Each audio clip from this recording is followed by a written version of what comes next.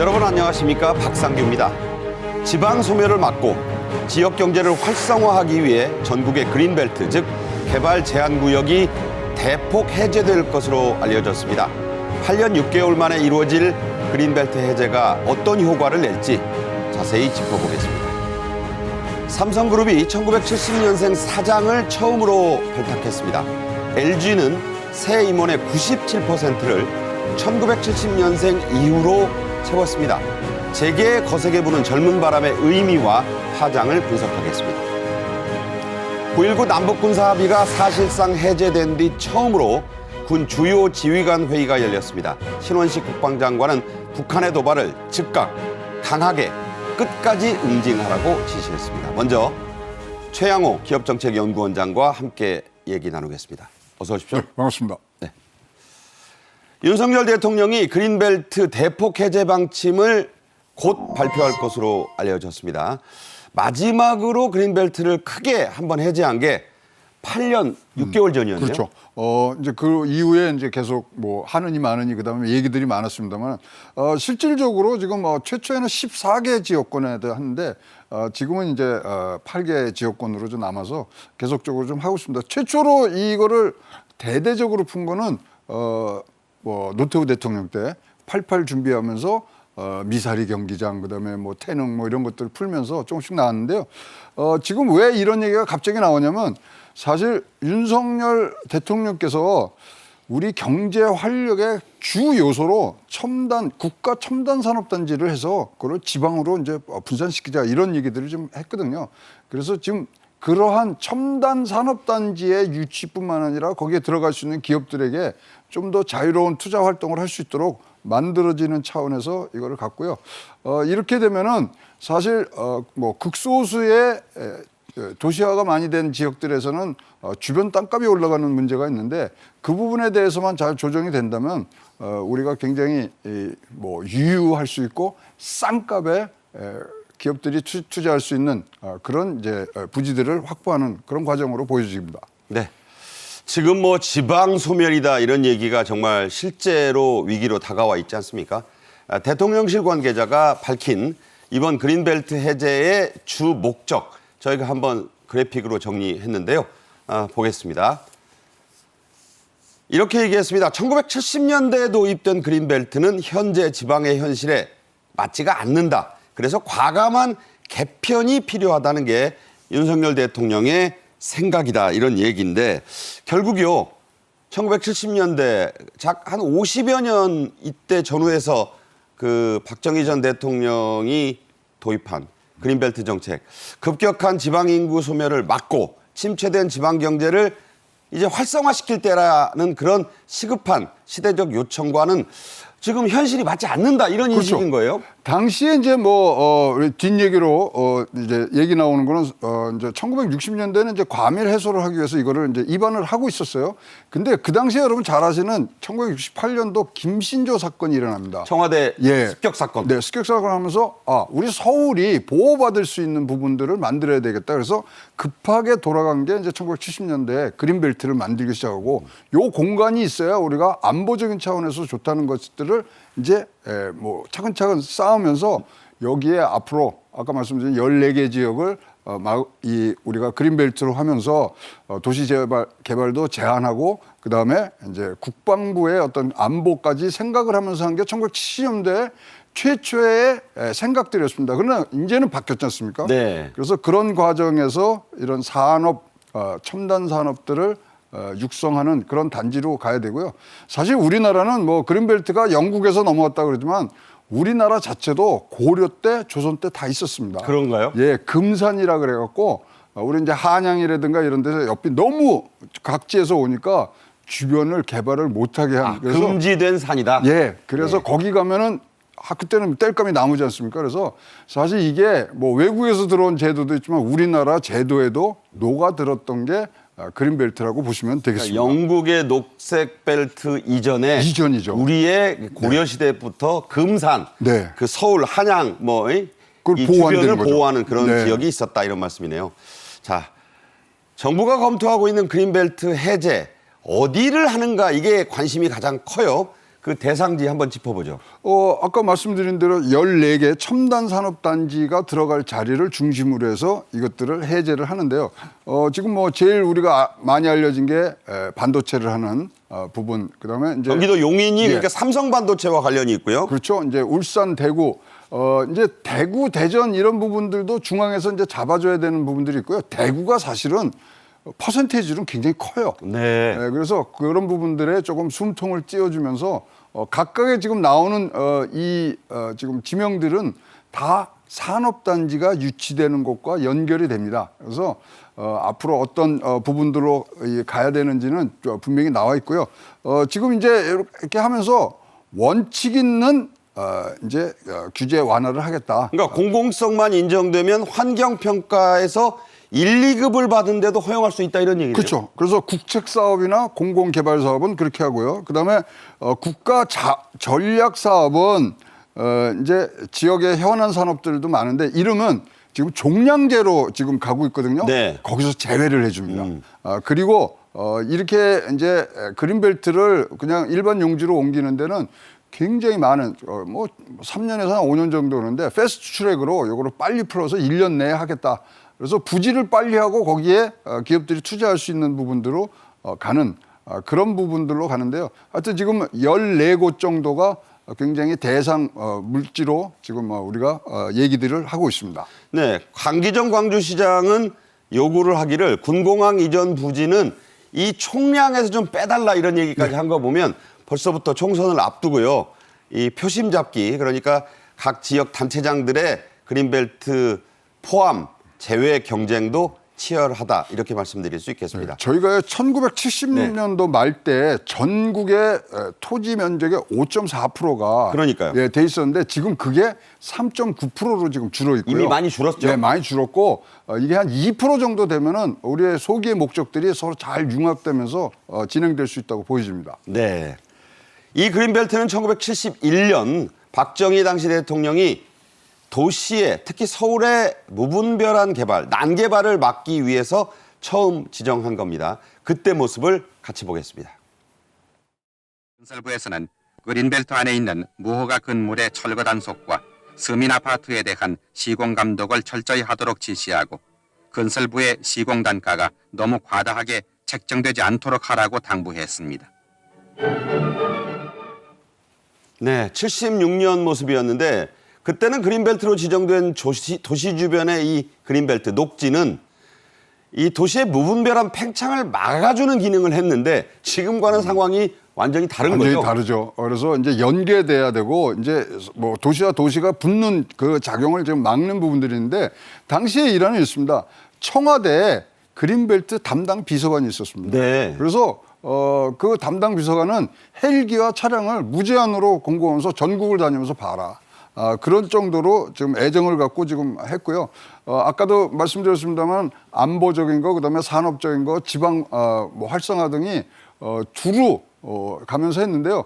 사실 이게 그 당시에는 얼마나 많은 반대가 있는지 여러분도 뭐 잘 아시겠지만 이 사유재산을 침해하는 거죠. 침해하는 거죠. 네. 그러나 지금 와서 보면 우리가 진영을 떠나서 박정희 대통령의 그린벨트는 진짜 국가의 어떤 안정적인 발전에 도움이 됐다는 게 다른 얘기하는 사람들이었거든요. 따라서 이것을 그런 우리 정책의 정신을 승계하면서 우리 국가 발전, 특히 지방 분권의 말은 지방 활성화까지 할 수 있는 그런 방향으로 지금 나가고 있다고 보여집니다. 네. 88 올림픽을 전후해서 말씀드린 대로 일부가 개발된 거 말고는 크게 손 안 대다가 김대중 정부 때 한번 풀었고 그래서 최양호 원장 말씀대로 3%대로 지금은 줄어 있다. 그렇죠. 이걸 2%까지 내린다는 게 정부의 방침이다. 이런 말씀 드립니다. 끝으로요. 원희룡 국토교통부 장관이 지난 16일에 울산을 찾았습니다. 그때 그린벨트 해제 가능성을 시사하면서 사실은 이제 곧 조만간 이게 있을 거라는 그런 운을 띄운 거죠. 그렇죠. 흘렸죠. 그래서 이제 그때 반응이 좋았고요. 근데 이제 그때가 또 부동산 가격이 조금 불안정적인 면들이 있었으니까 이걸로 나오면 어떤 영향이 있을까 굉장히 부동산 측면에서 우리가 봤던 적이 있습니다만은 지금은 전 우리 한국 국토의 효율적인 사용에 대한 그런 그랜드 플랜들이 지금 나오고 있기 때문에 좀 더 한 단계 높은 그런 차원에서 우리가 이걸 지켜봐야 될 것 같습니다. 네. 자, 이 원희룡 장관은 울산공항의 고도 제한을 완화하는 문제 같이 이제 앞으로 이 그린벨트 해제가 어떤 방향으로 갈지를 이렇게 그때 예시를 한 바가 있습니다. 자, 다음 주제 가겠습니다. 좀 이른 감은 있지만 내년은요, 갑진년입니다. 블루 드래곤 청룡의 해인데요. 용띠해라고 할 수 있습니다. 1976년생이 이제 50살이 됩니다. 연말 재계 인사가 속속 이루어지고 있는데 젊은 바람이 더 한층 거세게 불고 있습니다. 자, 삼성전자를 주목하는 분들이 많은데 1970년에 태어난 분이 사장이 처음 됐다고요? 네, 지금 이제 사실 늦은 감이 있다고 저는 생각을 하거든요. 네. 그렇기 때문에 이제 보시면 전 세계적으로 보시면요. 뭐 지금 우리가 요새 텔레비에 잘 보는 설리반 장관 거기 저 76년생이에요. 뭐 등등 세계를 이끌고 있는 사람들이 뭐 구글 페이지 뭐 이런 사람들이 다 50세에 지금 딱 치고 나가고 있거든요. 35살짜리 남미에서 에콰도르 대통령도 나왔습니다. 그렇습니다. 그래서 그런 것들을 봤을 때 사실 이제 70년대 우리가 이제 연공서열에 굉장히 그거를 계속 지키다 보니까 이런 부분들이 있는데요. 이런 것들을 지금 패야 됩니다. 그래서 70년대생이 전 세계를 지금 주름 잡고 있기 때문에 네. 거기에 마중가는 그런 부분들로 가야 됩니다. 구글 CEO도 지금 70년대생이고요. 여러분 잘 아시는 누구죠? 머스크. 일론 머스크. 예, 거기도 71년생이에요. 그러니까 지금 전 세계에 지금 크게 일고 있는 그런 열풍에 우리가 지금 들어가서 같은 눈높이에서 대화를 할 수 있는 분들이 이제 CEO로 올라오고 있다고 보여집니다. 사실은 뭐 그분들은 50살 넘은 분도 있고 40대들 입장에서는 우리가 지금 부록진한 지가 언젠데 아주 그렇죠. 어린 사람 취급하냐. 젊다는 말은 좀 그만 사양이다 이런 얘기 있어요. 아니 AI 만드신 분 있잖아요. 네. 이번에 올프만이라고 왔다 갔다 하면 36이에요. 네. 네. 자, 이제는 나이 가지고 얘기하는 시대는 지났습니다. 이른바 5060 세대를 대부분 내보냈고 70, 80년에 태어난 분들을 약진시킨 이유에 대해서 삼성 측은 이렇게 설명을 했는데요. 한번 보겠습니다. 네, 삼성전자의 인사관계자 글로벌 경영 환경의 불확실성을 극복하고 지속적인 미래 성장 기반을 구축하기 위한 승진 인사를 단행을 했다. 리더십 기반을 확대하고 젊은 리더, 기술 인재의 발탁을 통한 세대 교체도 가속화했다. 자, 저기에 이제 리더십 기반의 확대, 젊은 리더와 기술 인재 발탁, 세대 교체, 큰 흐름이고 이제 되돌릴 수 없다는 얘기죠. 그렇죠. 지금 이제 젊음으로 해서 미래를 맞이하겠다는데 삼성 같은 경우는 이제 좀 특별한 게 이재용 회장이 이제 자기가 취임한 지 1년이 됐고요. 올해가 또 신경영 이건희 회장이 했던 신경영 30주년이거든요. 그래서 뭔가 발전적으로 나가야 되는 부분들인데 요번에 각 그 그룹사에서 나온 인사들을 보면요. 재미난 공통점이 몇 개 있는데요. 올해는 빨라요. 지금 한 달 이상 지금 빠른. 원래는 12월 달에 하는데. 예, 모르고 작게는 한 주 뭐 이렇게 되었고요. 그다음에 제일 눈에 띄었던 거는 성과에 대해서 굉장히 중점을 두고 나이가 아니라 성과에 따라서 지금 인사가 이루어졌고요. 여성들 많이 나온 건 여러분들이 이제 보실 수 있고 그다음에 통합형 임원 이 부분이 굉장히 저는 눈에 띄고 통합형 임원이다. 어떤 겁니까? 그러면 제가 이제 총무에서 크고 뭐 구매에서만 커서 구매에서 뭐 이렇게 올라가는 게 아니라 구매와 연구 개발을 같이 아우를 수 있는 사람. 퓨전형 인재. 그렇죠. 네. 그런 분들이 굉장히 지금 많았고요. 그럼에도 불구하고 이제 경제가 안 좋으니까 승진하는 숫자는 작년보다는 조금 적었습니다. 네. 그래도 딱 이럴 때 굉장히 미래를 바라보는 그런 인사들을 해서 미래에 지금 대비한다는 부분들 굉장히 지금 뭐 각 기업들에서는 야심차게 준비하는 그런 인사입니다. 언론계에도요. 기자와 PD를 다 할 수 있는 피자형 인재란 말이 나온 지가 10년이 넘었습니다. 그렇습니다. 네. 삼성 SDI는요. 30대 상무를 처음으로 발탁했습니다. 다른 삼성에서는 나왔죠. 삼성전자. 하지만 삼성 SDI는 이번에 처음인데 앞으로도 이런 기조는 계속 이어가고 또 강화한다는 방침이라고 하네요. 그렇습니다. 이게는 그러니까 사실 인사라는 것 자체가 어떤 혁신의 아주 기본이 되는 부분들이거든요. 그래서 그런 부분들을 지금 가고 특히 이제 뭐 LG 같은 데를 보면은 사실 이제 6년 차가 회장이 된 지 6년 차가 되거든요. 그러면 구광모 회장. 예, 구광모 회장이 그러면 자기의 어떤 친정 체제를 갖추는 부분 뭐 이런 것들을 했을 때 역시 자기와 대화와 그다음에 미래를 보는 눈이 같은 임원들과 같이 일할 수 있는 그런 인사들이 이번들에 지금 진행이 됐고요. 또 삼성으로는 특이한 게요. 미래 기획단이라는 게 지금 생겼어요. 아, 그거 만든다고 하는. 네, 그래서 옛날에 우리가 뭐 미전실 미래 뭐 그거에 대해서 그 말썽도 많고 뭐 그랬지만 요번에는 내놓고서 미래 기획단을 하면서 제2의 반도체 찾아라. 네. 우리가 먹고 살 게 이제는 굉장히 한계에 왔다. 새로운 거 찾자.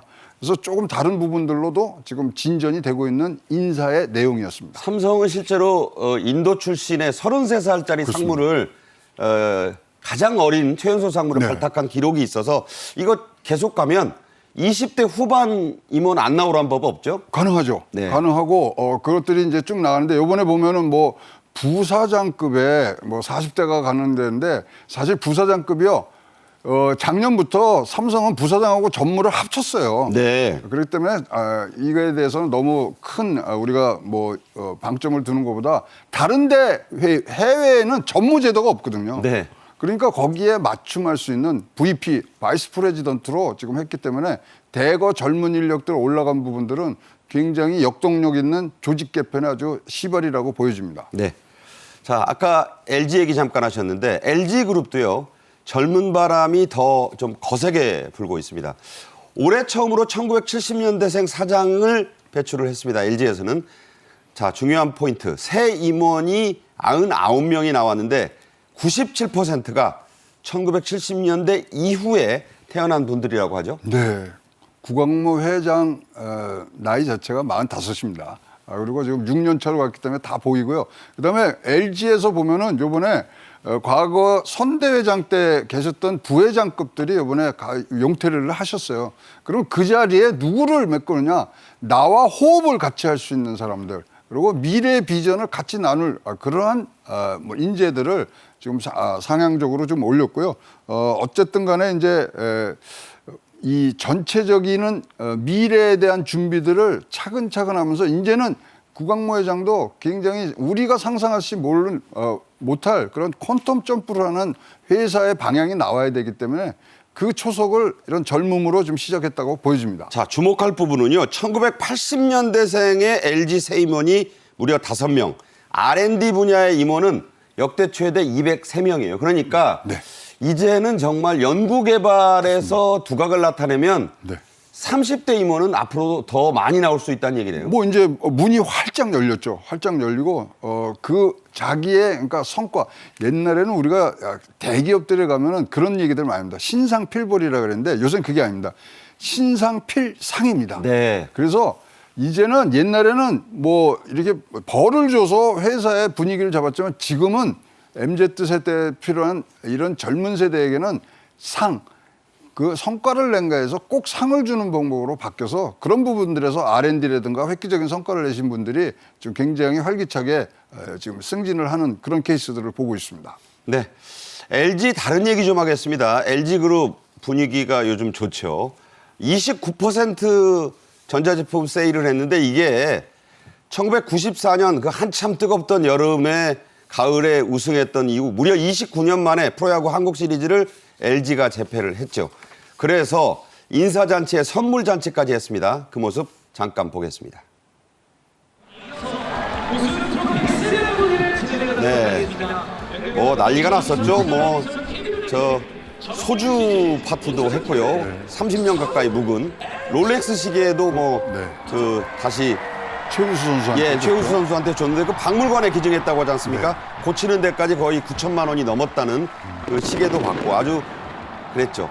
자, LG전자는 이걸 기념해서 15개 주요 전자제품 그 할인 판매를 실시했는데 그러니까 29년 만에 우승했다고 그래서 29% 할인 세일을 했더니 2시간도 안 돼서 뭐 이 오픈런이죠. 공이 났다고요? 저도 이제 기대한 게 뭐냐면 스타일러를 하나 사고 싶었어요. 그게 가장 이번에 인기가 있었대요. 그 맞습니다. 그래서 근데 굉장히 가전 제품이고 그다음에 사실 지금 뭐 우리가 블랙 프라이데니 광군제니 다 보셨지만 지금 소비 성향들이 굉장히 지금 조금 강세로 돌아가고 있는 분인데 거기에 불을 붙이는 그런 느낌들을 줬고요. 좀 뭐 이게 재고 소진의 차원이 전혀 아니었습니다. 그렇기 때문에 굉장히 앞으로의 이제 소비 형태에 불을 붙는 부분들이 같고요. 이렇게 한다면은 굉장히 마케팅 차원이라든가 회사의 어떤 브랜드에 있어서는 굉장히 큰 힘이 될 것 같고 이런 우승을 통한 국민들에게 또 기쁨을 준 부분까지 다 치면은 굉장히 LG에 굉장히 좋은 소식들이 있는데 더 좋은 소식이 있었습니다. 뭐죠? 지금까지 구광모 회장이 지내온 이 부분들에서 최대 이제 성과를 내기 시작합니다. 그러니까 기업의 실적과 이익으로 나오면서 이것까지 했기 때문에 사실 LG는 지금 격겸사를 지금 치르고 있다고 보여집니다. 저는 뭐 LG 팬은 아니기 때문에 저거 몰랐는데 알아서 줄 섰어도 못 샀겠어요. 네. 자, 농담이었습니다. 재계 부는 젊은 인사 바람 얘기로 돌아오겠습니다. 이른바 이렇게 이제 월급 받는 임원뿐만 아니라 오너 임원들, 그러니까 재벌가의 이 총수 일가 얘기인데요. 그 젊은 임원들도 뭐 사실 젊다는 말은 이제 네. 용어가 부정확하고 50대 이하 임원들 부쩍 늘었죠? 네, 지금 뭐 오너 지금 보시듯이 지금 오너 일가의 이제 임원들 300명이 지금 70년대에 지금 가고 있고요. 지금 진짜 일하기 딱 좋은 나이거든요. 그래서 70년대 이후에 출생한 오너들이 저렇게 많이 이제 분포가 되고요. 여러분 잘 아시겠지만 뭐 네이버니 뭐 다음이니 그다음에 뭐 지금 뭐 카카오니 이런 거 다 보시면요. 사실 그분들 1970년대 이후에 태어나신 분들이에요. 그리고 그러니까요. 그때 닷컴 이런 광풍이 불 때 다 자기네들이 창업을 하면서 새롭게 지금 2세대를 만들고 있거든요. 그래서 사실 업계는요 굉장히 젊습니다. 네. 젊다는 게 다른 것보다 굉장히 빠른 결정들을 내고 있기 때문에 이거는 우리나라의 국가적인 자산이라고 보일 수밖에 그러니까 없습니다. 회장님 명함, 자, 이재용 회장은 부회장이니까 빠진 겁니다. 재계 순위로 보면 정의선 회장, 구광모 회장, 조원태 회장, 정지선 회장이 모두 회장님 명함을 갖고 다니는데 네. 오너 일가들이잖아요. 그렇죠. 전부 오늘- 50대 네. 초반 이하다. 예. 그러니까 뭐 저거는 뭐 우리나라에 활력을 낼 수밖에 없고요. 지금 우리 이병철 회장님 때 나왔던 여러분들 보면 그때 한 세대를 이뤘잖아요. 이렇게 재계는요 굉장히 이상한 게 같은 시기에 같은 연령대가 이렇게 포진할 때 항상 시너지 효과를 냈던 게 우리나라 지난 70년간의 경제 발전사였기 때문에 많은 기대를 갖고 있습니다. 네. 자, 오너가는 물론이고 이렇게 월급을 받는 임원들까지 젊어지면 어떤 시너지 효과가 기대될까요? 일단은요 글로벌하게 지금 모든 걸 해야 되는데 글로벌 상대방들이 자기하고 나이가 같아요.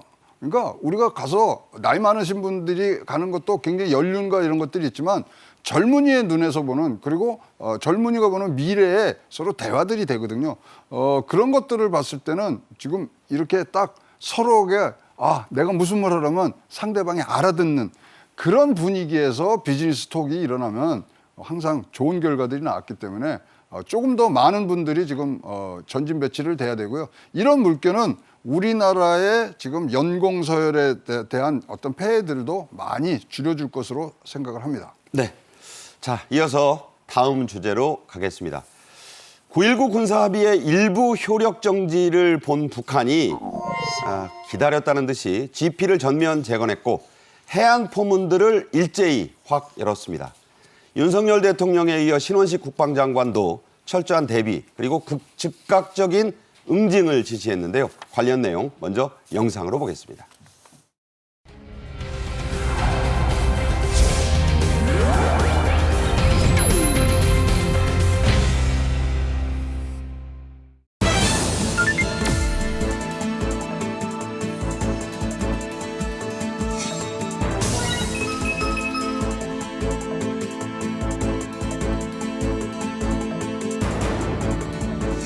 적극 응징하라, 강하게 응징하라, 끝까지 응징하라.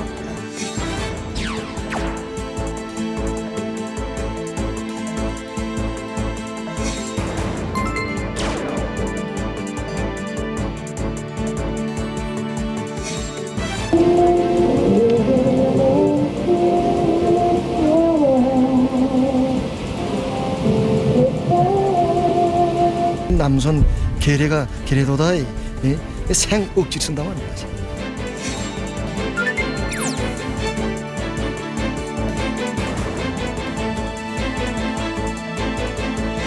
진정한 평화는 언제라도 그러한 힘을 사용할 것이라는 단호한 의지에 의해서 구축되는 것입니다.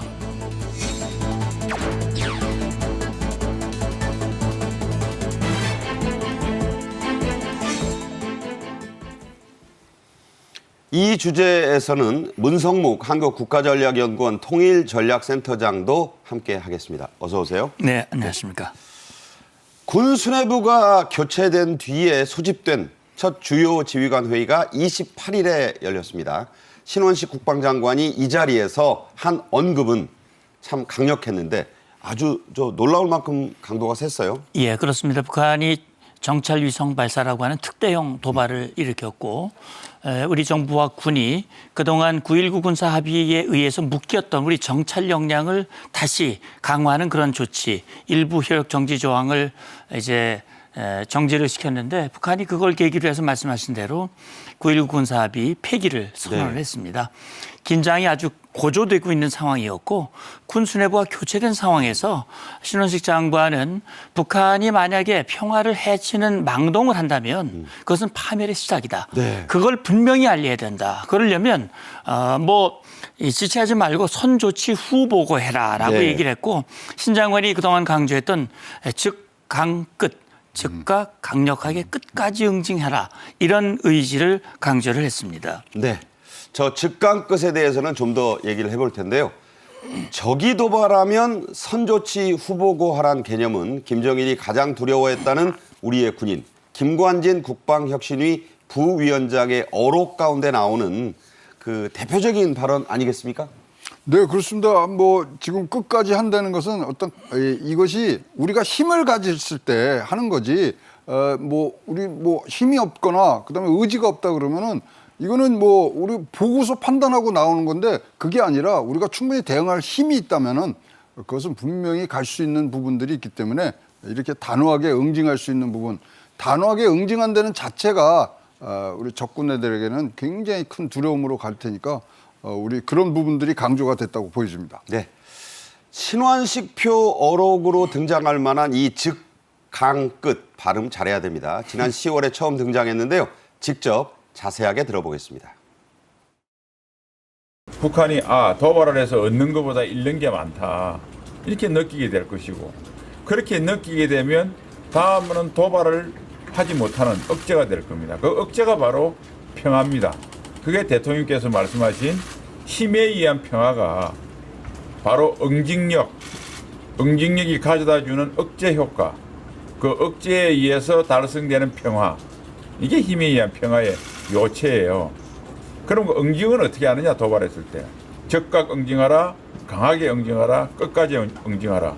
이 세 가지 원칙을 절대 잊지 마라. 자, 그 사람 하면 생각나는 이른바 시그니처 발언들이 있습니다. 아까 말씀드린 대로 김관진 부위원장의 선조치 후보고는 전에 있던 말이지만 그거를 이제 강조하면서 그 김관진의 어록으로 만들었거든요. 자, 이 신 장관의 즉강 끝도 유행할 것 같습니까? 글쎄요, 우리 국민들이 그걸 사용할지 모르겠습니다만 적어도 우리 장병들은 그걸 기억하고 반복해서 실천을 옮기려고 할 겁니다. 그 김관진 이 혁신위 부위원장 말씀하셨습니다만 2010년에 천안함 폭침, 연평도 포격 도발 직후에 신 장관이 이 표현도 했습니다만 유명한 발언이 또 있습니다. 어떤 거죠? 적이 도발하면 도발의 원점은 물론이고 지원 세력과 지휘 세력까지 경멸하라, 응징하라. 사실 김정은이 그걸 제일 그 북한 당국자들, 북한 군인들이 그걸 굉장히 신경을 썼거든요. 그래서 2010년 이후에는 원점이 노출되는 도발을 한 적이 없습니다. 북한이. 그러니까 섬멸당할까 봐. 그렇습니다. 그래서 지금 말씀하신 대로 신원식 장관이 이렇게 즉강 끝이라고 하는 얘기를 한 것은 요즘 신세대 장병들을 의식한 것 같아요. 네. 그렇게 해서 이 첫 글자를 해서 이걸 이 원칙을 숙지하고 행동으로 옮기라. 그래서 제가 볼 때는 아마 이건 우리 장병들 아마 북한에서도 이걸 기억하리라고 생각을 합니다. 네. 신 장관은 지난 23일에 열린 국회 국방위원회 전체 회의에서도 여야 의원들 앞에서 이 즉강끝 원칙을 다시 강조했습니다. 역시 직접 들어보겠습니다. 9.19 군사합의 일부 효력 정지는 우리 국민의 생명과 안전을 지키기 위한 필수 조치입니다. 북한이 도발에 대한 상응한 조치이고 최소한의 방어적 조치입니다.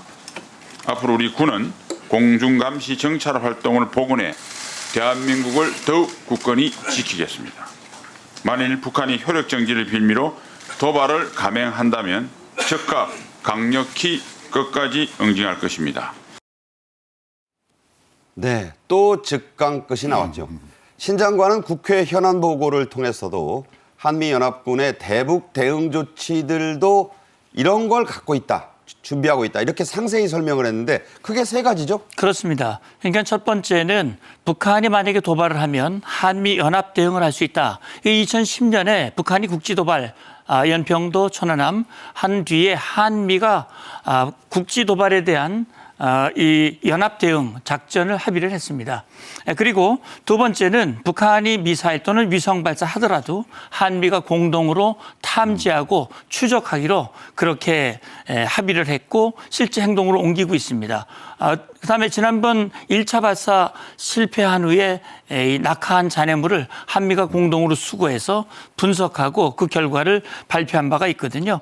그래서 이것뿐만이 아니라 한미일이 함께 미사일 방어 훈련, 해상 기동 훈련 이런 것들을 통해서 어떤 도발에도 강력하게 대응하겠다라는 의지를 밝혔습니다. 그러니까 이제 즉각 가용한 한미연합 전력으로 공동 대응한다. 첫 번째, 북한 미사일이나 위성 도발에 대한 한미 공동 탐지. 그렇습니다. 인양을 포함한 추적 여기까지도 같이 한다. 예. 그다음에 3번째가 발사체 잔해물을 탐색 인양하는 데 역시 한미가 공동으로 한다. 이게 모든 걸 함께 한다는 거네요. 그렇습니다. 그러니까 지금 우리가 가지고 있는 정보력도 있습니다만 미국과 일본이 갖고 있는 정보력, 그다음에 요격 능력, 타격 능력까지 모두 한미일이 함께해서 강력하게 대응하겠다라고 하는 의지를 다시 한번 강조한 겁니다. 네. 이 국회 국방위 전체회의에서는요, 우리 군의 9.19 조치 일부 해제를 놓고 일대 격론이 벌어졌습니다. 신 장관은 이렇게 주장했고 야당 의원들은 이렇게 반박했는데 그걸 좀 골자를 소개해 주세요. 그러니까 이제 사실 이렇게 조치를 해제하면 우리나라의 한반도에 위기감이 고조됨으로 해서 칸츄리 리스크가 올라가기 때문에 우리나라 경제에도 뭐 영향이 있다 등등을 얘기하는데 신 장관은 거기에 대해서 반박을 굉장히 잘하셨죠. 그래서 9.16 군사합의에서 우리가 잃을 거는 뭐냐? 잃을 게 없다는 거죠. 손해는 이론이다. 예, 비유적 표현을 썼어요. 예, 정지하면은 이익은 1조다.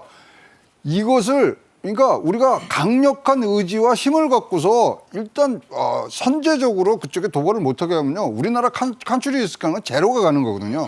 근데 그럼에도 불구하고 이제 접경 지역의 기업체들은 뭐 이 경제적 위기에 가고 등등을 얘기하는데 이거는 진짜로 말꼬리 잡기입니다. 예, 그리고 특히 우리나라를 보는 전체 글로벌 투자자들의 부분들은 벌써 이런 칸츄리 리스크는 자기네들이 다 바닥에 깔고 가는 거거든요. 얼마만큼 한국 군대와 한국 정부가 강력하게 대응하냐를 보기 때문에 이 부분에 대해서는 우리나라의 칸츄리 리스크가 줄어들면 줄어들지 절대로 늘어나는 부분들이 아닙니다. 뭐 다 아는, 전 세계가 아는 분단 국가로서의 강한 힘을 가지는 그런 표시이기 때문에 이거는 뭐 야당 의원들이 말꼬리 잡는 그런 뭐 모습으로밖에 지금 보여지지 않고 있습니다. 민주당 30의원이요. 네. 파주에 우리 그 기업들이 많다. 외국 기업들도 많다. 네. 그래서 전쟁이 벌어지면 이게 큰 타격이다. 이런 주장을 일관되게 했어요. 그렇습니다. 군사 전문가로서 어떻게 보세요? 예, 저는요 그렇게 생각을 합니다. 우리의 대비 태세가 허약하고 그것이 상대방에게 인지시켜서 적으로 하여금 도발하면 자기들이 얻을 이익이 크다고 판단하면 도발합니다. 네. 공격을 합니다.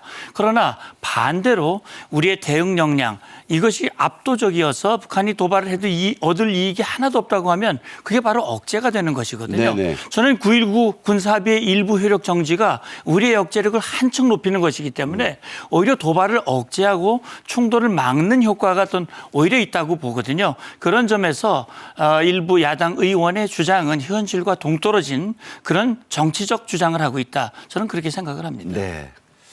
자, 시청자 여러분께서 판단하시리라고 봅니다. 윤석열 대통령은 28일에 경기도 일산 킨텍스에서 열린 민주평화통일자문회의에 참석해서 연설을 했습니다. 이 자리에서 선의에 기댄 평화는 꿈과 허상에 불과하다는 요지의 연설을 했는데요. 직접 한 대목 들어보겠습니다. 상대방의 선의에 기댄 평화는 꿈과 허상에 불과하다는 것을 인류 역사가 증명하고 있습니다. 진정한 평화는 압도적이고 강력한 힘과 나 자신을 지키기 위해 언제라도 그러한 힘을 사용할 것이라는 단호한 의지에 의해서 구축되는 것입니다. 지난 4월 한미 양국이 천명한 워싱턴 선언은 북한의 어떠한 핵 도발도 즉각적으로 강력하게 응징하겠다는 힘과 의지의 표현입니다. 네, 열린사회의 그 적들의 저자로 유명한 칼 포퍼가 한 말이 있습니다. 지옥으로 가는 길은 선의로 포장되어 있다. 저는 그 선의란 말을 들을 때 이런 말이 생각나는데 선의에 기댄 평화는 꿈과 허상이다.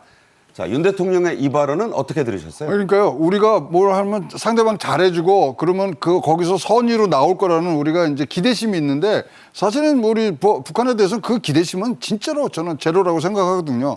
그래서 우리가 평화적으로 하고 도와주면 얼마나 많이 우리가 속았습니까? 그리고 지금 이 군사협정도 6.25 이후에 지금 3,000회가 지금 여기서 위반을 하고 있는 부분들이 있는데 이런 선의에 대한 기대 아주 잘 지적을 하신 겁니다. 꿈과 허상입니다. 그리고 진정한 평화는 모든 우리가 외교 분야라든가 군사 분야 전문가들이 얘기하지만 억제할 수 있는 힘에 의해서 지켜지는 게 평화거든요. 그것을 우리가 갖출 때 우리가 다른 외부로부터의 그런 위험에 우리를 지킬 수 있기 때문에 자, 북한의 어떠한 도발에도 응징할 수 있는 힘을 갖추는 거 우리를 보호하는 일입니다. 네. 지난 4월에 한미 워싱턴 선언의 내용까지 윤 대통령은 인용을 했습니다. 좀 다른 얘기를 하죠. 북한군이 GP 11곳을 거의 다 복구를 했고 해안포들까지 개방을 했다고 알려졌습니다. 이 해안포 개방이 주는 실질적인 안보 위협 어떤 게 있다고 보십니까? 네, GP 11곳을 거의 다 복구했다는 말은 사실과는 좀 다른 것 같습니다. 네. 지금 이제 여기 화면에 나옵니다만 이 GP라고 하는 것이 연구시설로 되어 있는 것이었기 때문에 폭발을 했잖아요. 네. 이게 완전히 복구되려면 시간이 많이 걸립니다. 아. 근데 임시시설을 갖다 놓고 경계병력을 배치하고 거기에 화기를 갖다 넣은 겁니다. 네. 그러니까 실제 9.19 군사합의를 효력 정지하면 이렇게 긴장이 고조되고 그 피해가 고스란히 남측 국민으로 가는 것이다라고 보여주는 거거든요.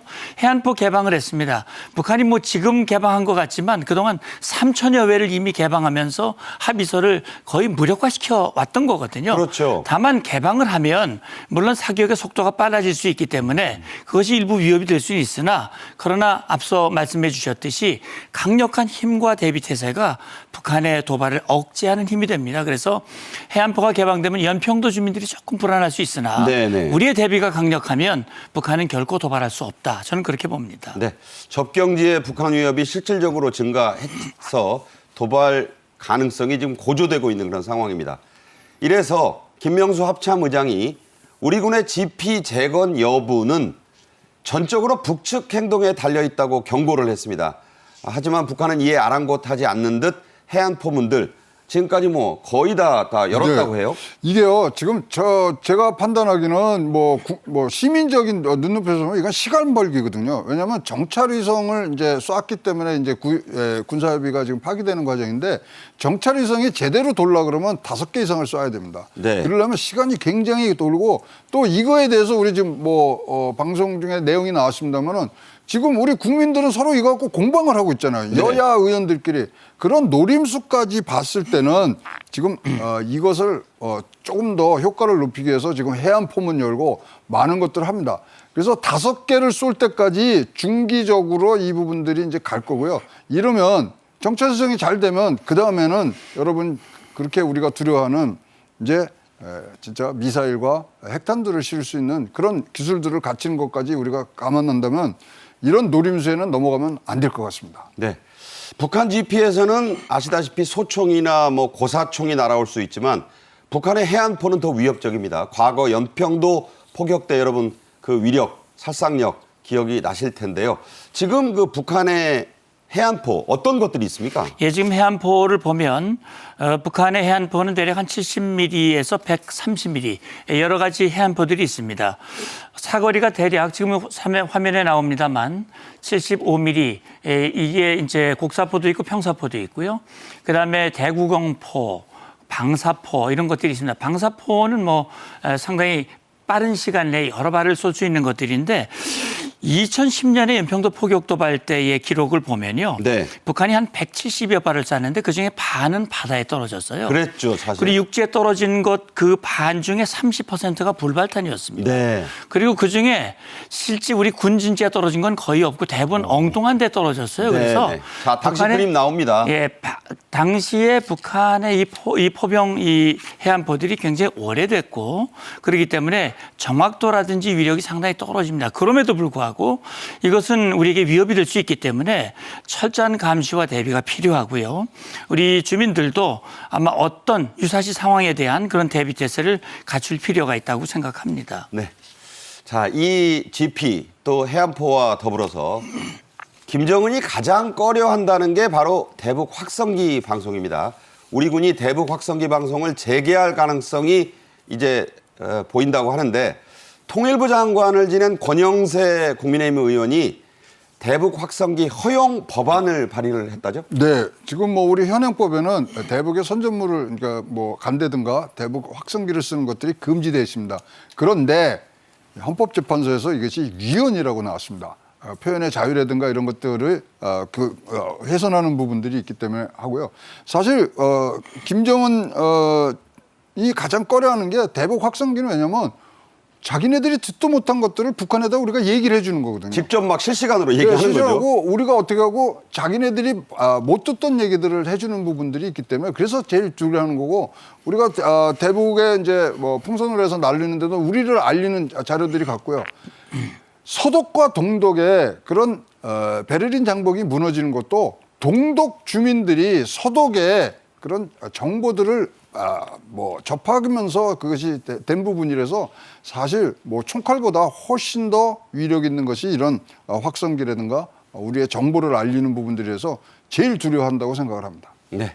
과연 민주당 측이 호응을 해서 이게 법이 될지 좀 지켜봐야 되겠습니다. 7년 전인데요. 2016년에 한 외신이 우리 군의 대북 확성기를 이용한 가요 방송을 보도한 적이 있습니다. 같이 한번 들어보시죠.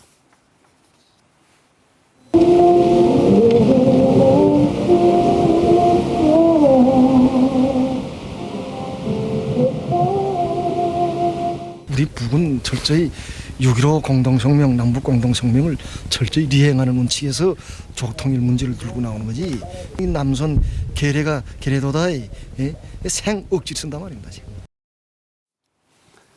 네, 조국 통일 문제를 들고 나왔는데 저 대북 확성기로 보고 싶답니다. 아까 잘 안 들으신 분들 그 노래를 막 틀어주니까 북한 측에서는 병사들이 가사까지 외울 정도로 저걸 똑똑히 들었다고 하는데 자, 이런 대북 확성기 방송의 효과 군에 계셨으니까 장성으로 실제로 큽니까? 아니 그럼요. 제가 남북 회담 대표로 나갔을 때 북한 대표들이 나와서 제일 사정하면서 중단해달라고 요구한 게 바로 이겁니다. 확성기 전단입니다. 그러니까 2015년에 그 입증이 됐죠. 북한이 목한 지리 도발을 하고 당시 박근혜 정부가 그 대응 조치를 한 것이 꺼졌던 확성기를 다시 킨 겁니다. 그렇죠. 김정은이가 아주 경기를 발휘했죠. 그러니까 그게 2015년. 그때 2015년입니다.